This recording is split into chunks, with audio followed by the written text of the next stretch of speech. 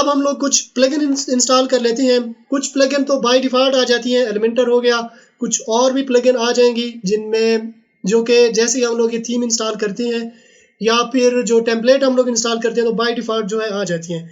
कुछ प्लगइन को हमें ज़रूरत होती है तो वो प्लगइन अहम जो है वो मैं आपको बता देता हूँ। तो अहम प्लगइन में जो है ये इधर आना है, ये डैशबोर्ड में, ये इधर प्लगइन में और ऐड न्यू पे कर देंगे क्लिक।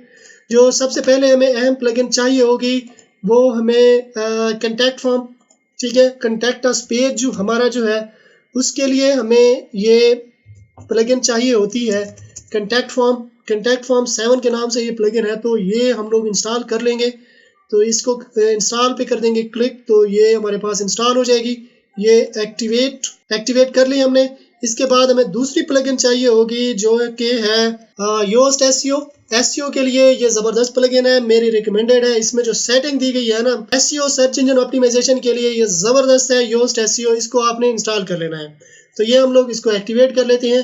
अच्छा, जैसे ही हम लोग योस्ट एसईओ को इंस्टॉल करते हैं तो इसकी 1 टाइम सेटिंग होती है। तो 1 टाइम सेटिंग को आपने देख लेना है। इस पर ऑलरेडी एक वीडियो मैं बना चुका हूँ, लिंक मैं आपको डिस्क्रिप्शन में दे दूंगा।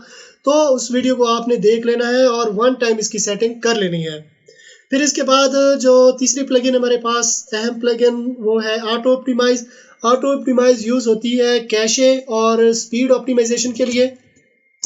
ऑटो ऑप्टिमाइज तो ये हमारे पास आ जाएगी। अच्छा, इसकी भी 1 टाइम सेटिंग होती है, यानी कैसे हम लोग कुछ चीज़ें हमने इंक्लूड करनी होती हैं, कुछ एक्सक्लूड करनी होती हैं।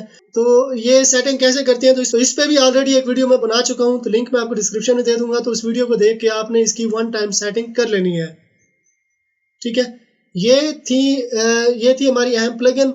कुछ और प्लगइन भी दी गई है लेकिन मैं ज़्यादा प्लगइन यूज़ नहीं करता क्योंकि ये हमारी वेबसाइट की स्पीड को जो है स्लो कर देती हैं।